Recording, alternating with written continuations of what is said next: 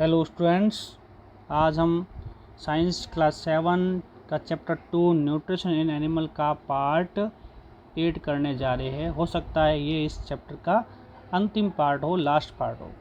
तो अभी तक हमने डाइजेशन के बारे में स्टडी किया था, एनिमल डाइजेशन के बारे में स्टडी किया था। तो आज हम जो ग्रास ईटिंग एनिमल है, घास खाने वाले जंतु है, उनमें डाइजेशन की प्रोसेस कैसे होती है वो हम स्टडी करेंगे। चलो स्टार्ट करते हैं। डाइजेशन इन ग्रास ईटिंग एनिमल, ऐसे एनिमल जो घास खाते हैं उनमें डाइजेशन की प्रोसेस कैसे होती है। घास खाने जैसे गाय है, बकरी है, भेड़ है, सारे डियर भी आते हैं। Have you observed cows, buffaloes and other grass eating animals chewing continuously even when they are not eating. आपने कभी कभार ये देखा होगा, देखते भी होते हैं कि काऊ है, गाय है, भैंस है और दूसरे घास खाने वाले जो जानवर है, वो जानवर जब वो खाना नहीं खा रहे होते तब वो धीरे धीरे क्या करते हैं, अपना मुंह हिलाते रहते हैं जैसे कुछ चबा रहे हो, और मुंह से क्या निकलता है, झाग निकलता रहता है। सामान्य भाषा इसको जुगाली करना भी कहते हैं। तो वो ऐसा क्यों करते हैं ये आपने देखा होगा। एक्चुअली वास्तव में क्या होता है, एक्चुअली मतलब होता है वास्तव में, दे quickly swallow and the grass and store it in the part of the stomach called rumen. वास्तव में वो क्या करते हैं कि जब खाना आता है, घास आती है, तो घास को क्या करते हैं, क्विकली जल्दी जल्दी क्या करते हैं, निगल लेते हैं। सेलो का मतलब निगल लेना होता है। और निगलने के बाद उसको कहाँ स्टोर करते हैं, इकट्ठा करते हैं खाना को। वो पेट का एक भाग होता है जिसको रुमेन कहते हैं, वहाँ पर वो इकट्ठा कर लेते हैं। ठीक है, ऐसा क्यों करते हैं ये भी हम आगे बताएंगे। Here the food gets partly digest and it is called cud. और रुमेन में क्या होता है, वो भोजन होता है, उसका थोड़ा सा भाग क्या करते हैं, जो डाइजेस्ट हो पाता है, पच पाता है, जिसको हम क्या बोलते हैं, कड कहते हैं। मतलब अभी भोजन पूरा पचा नहीं है, अध पचा है, जिसको हम क्या बोलते हैं, कड कहते हैं। ठीक है, कड कहते हैं। अब देखो कुछ पहेली भी कहना चाहती है। Paheli wants to know why these animals can not chew food properly at the time they taken it in. Paheli जान जाती है कि ये एनिमल है, वो जब खाना खाते हैं तब वो भोजन पूरा क्यों नहीं चबा पाते हैं, बाद में क्यों चबाते हैं। और बुजो कह रहा है, Boojho wants to know, Boojho भी जानना चाहता है, why we can not digest cellulose like the cattle do, कि हम हैं वो भी क्या है, वो जंतुओं की तरह सेलुलोज होता है, अभी नाम आगे आएगा, उसको हम क्यों नहीं पचा पाते हैं। तो ये जो जंतु होते हैं वो क्या करते हैं, जल्दी खाना इसलिए खाते हैं और बाद में भोजन पचाते हैं, उसमें क्या करते हैं, वो सेलुलोज का पाचन कर रहे होते हैं। सेलुलोज क्या है, ये प्लांट में जो उसकी आउटर सेल वॉल होती है, प्लांट है जो सेल होती है, उसको सेलुलोज कहते हैं। वो सेलुलोज को हम मनुष्य है और एनिमल्स है वो नहीं पचा पाते हैं, जो ग्रास ईटिंग एनिमल वही पचा पाते हैं। तो उनमें क्या विशेष प्रकार की डाइजेशन की प्रोसेस होती है, ये हम नहीं पचा पाते हैं। इसलिए ऐसा भोजन होता है जिसको वो जल्दी जल्दी खा लेते हैं, ऐसे भोजन को हम क्या बोलते हैं, कड कहते हैं। बट लेटर, लेकिन बाद में, the cud return to the mouth in small lumps and the animal chew it. बाद में क्या करते हैं ये एनिमल, क्या करते हैं उस भोजन को, जो कहाँ है, कड जो कड कहाँ पाया जाता है, ये आपको दिखाता हूँ। ये आपको गाय दिख रही है, इस गाय का ये पार्ट इसको स्टमक कहते हैं। स्टमक का ये जो गिन पार्ट दिखा है जिसको बोलते हैं रुमेन कहते हैं। ये भोजन है वो रुमेन में रहता है। ठीक है, और यहाँ पर भोजन कैसा आता है, अभी पका नहीं है, पचा नहीं है, अध पचा है। इस भोजन को वापस क्या लेते हैं, वो मुंह में लेते हुए, देखो ये मुंह में गाय ले रही है और वापस भोजन चबा रही है। ठीक है ना, वापस भोजन चबा रही है। और ये जो भोजन होता है वो उस मुंह में क्या होता है, स्मॉल लम्प्स, छोटे छोटे क्या टुकड़ों में लेती है। एंड एनिमल चबी, बाद में उसको चबाती रहती है, जिसको हम क्या बोलते हैं, जुगाली करना भी कहते हैं। This process is called rumination, इसको हम क्या बोलते हैं, रूमिनेशन या जुगाली करना भी कहते हैं। And these animal are called ruminants, तो ऐसे एनिमल को क्या बोलते हैं, जुगालू करने वाले जंतु या रूमिनेंट्स या रोमंथी भी कहते हैं। याद रखना, ये रूमिनेंट्स कौन से जंतु होते हैं, जो जुगाली करते हैं, जो पहले भोजन को जल्दी जल्दी पचा ले, भोजन को जल्दी जल्दी खा लेते हैं, उसके बाद उस कड को बाहर निकाल के फिर चबाते हैं आराम से। तो ऐसे जंतुओं को हम रूमिनेंट्स कहते हैं। इसमें गाय, काउज है, बफेलोज है, डियर है, जो ग्रास ईटिंग एनिमल है वो सारे इसके अंदर आते हैं। ऐसा क्यों कहते हैं, क्योंकि the grass is rich in cellulose, क्योंकि घास में क्या होता है, अधिक मात्रा में सेलुलोज पाया जाता है, जिसका पाचन करना बहुत आसान नहीं है। उसको पचाने के लिए बहुत अधिक तरीके की आवश्यकता होती है, अधिक प्रोसेस की आवश्यकता होती है। और टाइप ऑफ कार्बोहाइड्रेट जो क्या है, कार्बोहाइड्रेट का एक रूप है, प्रकार है। जैसे हमारे में क्या कौन कौन से होते हैं, हम जब खाना खाते हैं तो खाने में कौन कौन से कंपाउंड होते हैं, पहला कार्बोहाइड्रेट आता है। तो ये कार्बोहाइड्रेट का टाइप इसको बोलते हैं सेल्यूलोज कहते हैं, वह होता है। In ruminants like cattle deer, cattle से मवेशियों कहते हैं, जो घास खाने वाले, बकरी है, भेड़ है, इनको कैटल कहते हैं। और डियर भी कहते हैं, और दूसरे भी है, ऊँट भी आ जाते हैं। उनमें क्या होता है, बैक्टीरिया प्रेजेंट इन रुमेन, उनके रुमेन जो पेट वाला भाग होता है इसमें क्या पाए जाते हैं, बैक्टीरिया पाए जाते हैं।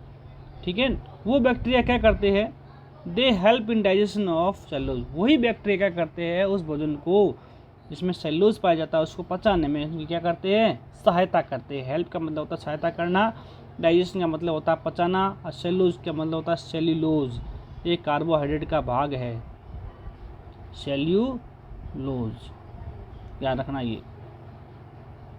Many animals including humans can not digest cellulose, बहुत से एनिमल में जिसमें मनुष्य भी आते हैं, इंक्लूड मतलब शामिल है, मनुष्य भी आते हैं, वो सेल्यूलोज को पचा नहीं पाते। मतलब हम हैं वो सेल्यूलोज को पचा नहीं पाते हैं। क्यों नहीं पचा पाते हैं, क्योंकि हमारे अंदर रुमेन पार्ट नहीं पाया जाता है। Animals like horses, rabbit etcetera have large sac like structure called caecum between the oesophagus and the small intestine. कुछ जानवर ऐसे हो जैसे घोड़े है, जो खरगोश है, उनमें क्या होता है, पेट के अंदर क्या होता है, बड़ा थैली जैसा भाग पाया जाता है जिसको सीकम कहते हैं। सीकम इंग्लिश वर्ड है, इसको सीकम ही आप बोलोगे।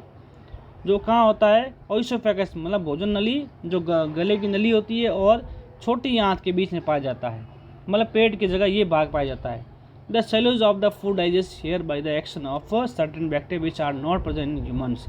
तो उनमें क्या होता है, ये भाग पाया जाता है घोड़ों में और रैबिट में पाया जाता है रुमेन की जगह। और यहाँ पर क्या होता है, बैक्टीरिया पाए जाते हैं, वही बैक्टीरिया क्या करते हैं, सेल्यूलोज को पचा पाते हैं। लेकिन ये जो प्रक्रिया होती है वो मनुष्य में नहीं पाई जाती है, मनुष्य में सेल्यूलोज का पाचन नहीं होता। अगर हम घास खाएंगे तो हमारे घास हमारे अंदर पचेगी नहीं, तो इसका मतलब हम घास नहीं खा सकते। So far you have learn about animals which process of digestive system. तो अभी हमने देखा कि एनिमल में डाइजेस्टिव सिस्टम की प्रोसेस क्या होती है, बिल्कुल ही अलग होती है। उसको हमने पूरी प्रोसेस को स्टडी किया, पोजेस किया है। But there are many small organism which do not have mouth and digestive system. लेकिन हम जानते हैं कुछ छोटे छोटे जीव होते हैं जिसको माइक्रो ऑर्गेनिज्म कहते हैं, उनके अंदर ना तो मुँह होता है, न उनमें क्या है, इसी पेट तरह की ये डाइजेस्टिव सिस्टम पूरा पाया जाता है। तो उनमें भोजन की प्रोसेस, डाइजेशन की प्रोसेस कैसे होती है वो हम पढ़ते हैं। देन तब how do they acquire and digest food, तब वे अपना भोजन कैसे प्राप्त करते हैं और उसको पचा पाते हैं। एक्वायर का मतलब होता है प्राप्त करना। कुछ बच्चे, जो मैं स्पेलिंग के मीनिंग बोल रहा हूँ वो मीनिंग जरूर कॉपी पे लिख ले, ताकि आपको वापस पार्ट को रिवाइज करोगे तो आपको आसानी होगी लर्न करने में।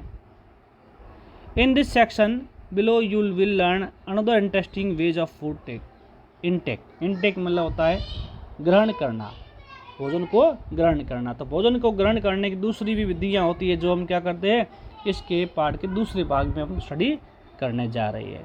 चलो अगला हमारा टॉपिक होता है, तो अभी तक हमने क्या पढ़ा है, जो घास खाने जंतु होते हैं उनमें भोजन का पाचन किस तरीके से होता है, अलग तरीके से होता है, क्योंकि उनमें क्या होता है, सेल्यूलोज का पाचन करना होता है। अभी हम स्टडी करने जा रहे हैं अमीबा।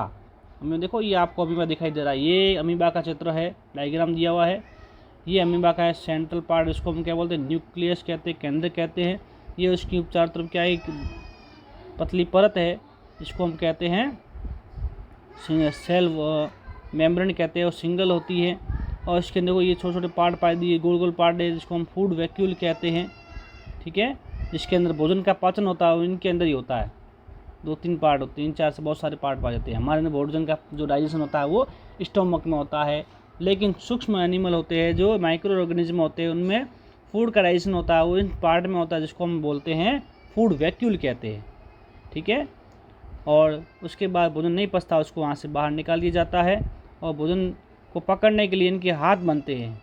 क्या बनते हैं, इस तरह से ये हाथ देखो, ये हाथ बन रहे, भोजन पकड़ रहे, मुँह जैसा आकृति बन रही, जिसको हम बोलते हैं सूडोपोडिया कहते हैं, या इसको फॉल्स फीट भी कहते हैं, झूठे पैर भी कहते हैं, झूठा मुँह भी कह सकते हैं। जैसे है ये हाथ की तरह से आते, इसलिए इनको मुंह न करके इनको पैर या हाथ कहते हैं। Feeding and digestion in amoeba. Amoeba भोजन को क्या करना, फीडिंग में पकड़ना और उसको ग्रहण करना और उसको डाइजेस्ट करने की विधि है, उसमें हम पढ़ेंगे। Amoeba is a microscopic single celled organism found in pond water. Amoeba कैसा है, सूक्ष्म जीव है और कैसा है, सिंगल सेल, मतलब एक कोशिकीय है। ये उसका पूरा शरीर एक कोशिका का बना हुआ होता है, ये सिंगल सेल का ही बना होता है। हमारा जो शरीर होता है वो क्या होता है, मैनी सेल से बनकर बना होता है, इसलिए हम कैसे हो गए, मल्टी सेलुलर है और ये सिंगल सेलुलर ऑर्गेनिज्म है। फाउंड इन पॉन्ड वाटर, वो कहाँ पाया जाता है, यह पाया जाता है तालाबों में पाया जाता है। Amoeba has a cell membrane rounded dense nucleus and many small bubbles like vacuoles. Amoeba में क्या होती है, केवल एक सेल मेम्ब्रेन होती है, एक सेल से बना होता है। बाकी जिसमें होते हैं उसमें सेल में क्या होता है, 2 लेयर होती है। अमीबा वाले सेल में केवल एक लेयर होती है और इसके अंदर क्या राउंडेड गोल आकार का डेंस मतलब गहरा न्यूक्लियस पाया जाता है। ये देखो ये रहा, ये गहरा आपको दिखाई दे रहा है और गोलाकार जैसे है और न्यूक्लियस पाया जाता है इन इट साइटोप्लाज्म। अब साइटोप्लाज्म क्या होता है, न्यूक्लियस के आसपास जो भी ये पार्ट दिखाई दे रहे हैं इसको साइटोप्लाज्म कहते हैं। ये पूरा पार्ट है, ये न्यूक्लियस है, इसको छोड़ दो, जो भी ये पार्ट पूरा आ रहे हैं सब साइटोप्लाज्म में आते हैं। तो ये सब कहाँ पाए जा रहे हैं, ये सब साइटोप्लाज्म में पाए जाते हैं, जिसको हम कोशिका द्रव्य भी हिंदी में कहते हैं। Amoeba constantly change its shape and position. Amoeba क्या होता है, निश्चित रूप से जब भी इसको ज़रूरत होती है तब क्या अपना आकार वो अपनी स्थिति बदल सकता है, शेप बदल सकता है, अपनी पोजीशन भी बदल सकता जाता है। कैसे बदलता है वो देखो, इट पुश आउट 1 और मोर फिंगर लाइक प्रोजेक्शन। ये अपने सही से ये इस तरह से ये 1 2 या 3 4 ऐसे बहुत सारी क्या करते हैं, अंगुली जैसे क्या कहते हैं उबार प्रोजेक्शन है, वो आउट ग्रोथ निकाल सकता है, जिसको हम क्या बोलते हैं, कॉल्ड सूडोपोडिया, जिसको हम सूडोपोडिया कहते हैं। ये भी सूडोपोडिया हुआ, ये भी सूडोपोडिया, ये भी सूडोपोडिया, ये भी सूडोपोडिया। ये इनके क्या काम आते हैं, पहला ये काम आते हैं भोजन को पकड़ने में काम, जिसको ये भोजन को पकड़ रही है, फूड पार्टिकल्स को पकड़ने में काम आते हैं। दूसरा तैरने में, जो पानी में इधर जाने में इसको हेल्प भी करते हैं। सूडोपोडिया और फॉल्स फीट, इसको झूठे पैर भी कहते हैं, फॉर मूवमेंट के लिए काम आते हैं and capture the food, food को पकड़ने में ये हेल्प करते हैं। चलो आगे चलते हैं। Amoeba feeds on some microscopic organism. जब अमीबा खुद सिंगल सेल है तो वो भोजन के लिए इससे भी छोटे जीव उनको क्या करता है, पकड़ता है, भोजन के रूप में ग्रहण करता है। फीड का मतलब होता है ग्रहण करना भोजन के रूप में। व्हेन इट सेंस फूड, तब पकड़ता है, इनकी आंखें तो होती नहीं है, तो उसको क्या अनुभव होता है कि मेरे पास कोई फूड के पार्टिकल्स आ गए हैं, तो उसे क्या सूडोपोडिया बनाता है और भोजन को चारों तरफ से घेर लेता है और उसके अंदर अपने मुंह अपने अंदर शरीर के अंदर ग्रहण इनटेक कर लेता है।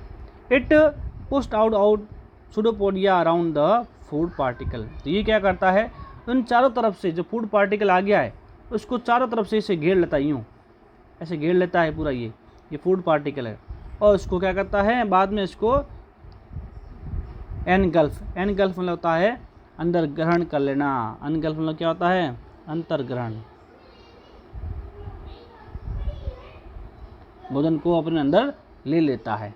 मुंह तो होता नहीं तो किसी पार्ट से भोजन, ये भोजन ग्रहण करने के लिए शरीर का कोई भी हिस्सा काम ले सकता है, यहाँ से ले सकता है, यहाँ से किसी भी भाग से भोजन को ग्रहण कर सकता है। कौन, amoeba. The food becomes trapped in food vacuole. अब भोजन ग्रहण करने के बाद वो भोजन कहाँ इकट्ठा होता है, ट्रैप मतलब इकट्ठा हो रहा है, ट्रैप मतलब पकड़ना भी होता है, यहाँ इकट्ठा होने से लिया गया है इन फूड वैक्यूल। फूड वैक्यूल कौन से, देखो ये ब्लू कलर का आपको दिखाई दे रही है, 1 2 3 4, इनको फूड वैक्यूल कहते हैं। भोजन है उनके अंदर इकट्ठा होता है, पाचन भी और डाइजेशन की प्रोसेस होती है वह भी इसके अंदर ही होती है। Digestive juice are secreted into the food vacuole. और भोजन को पचाने के लिए जो जूस निकलते हैं, रस निकलते हैं, वो भी क्या होते हैं, फूड वैक्यूल में बनते हैं और निकलते हैं। They act on food and break down to simpler substances. वो ये जो जूस क्या करते हैं, वो भोजन को छोटे छोटे टुकड़ों में तोड़ देते हैं and gradually the digest food is absorb. उसके बाद इस फूड को क्या बाद में वो एब्जॉर्ब कर लिया जाता है, किसके जरिए, सूक्ष्म ऑर्गेनिज्म अमीबा के जरिए। The absorb substance are use for growth, maintenance and multiplication. अब ये जो उन्होंने जो भोजन को एब्जॉर्ब कर लिया है, ये भोजन क्या काम आता है, तो पहला काम आता है इनके ग्रोथ में काम आता है, इनके वृद्धि करने में, बड़े होने में काम आता है। दूसरा मरम्मत में काम आता है, कभी लग जाती टूट जाता है तो उनका काम आता है। तीसरा काम आता है मल्टीप्लिकेशन, मतलब इनसे 1 से 2 बनने में, 2 से 4 बनने में काम आता है, जिसको हम रिप्रोडक्शन भी कहते हैं। The undigest residue is food is expelled out by vacuole, और जो भोजन नहीं पचता है उसको शरीर से क्या वैक्यूल के जरिए ही बाहर फेंक दिया जाता है। जैसे मैं आपको दिखा रहा हूँ, जैसे ये इसने भोजन यहाँ ग्रहण कर लिया है, ये 50 इसके बाद डाइजेशन हो गया, डाइजेशन होने के बाद ये जो भोजन देखो कैसा है, अनडाइजेस्ट है, इसको क्या है इगेस्टेड वेस्ट, इगेस्टेड मतलब बाहर फेंका हुआ वेस्ट, मतलब अपशिष्ट पदार्थ, उसको बाहर सही से बाहर फेंक दिया जाता है।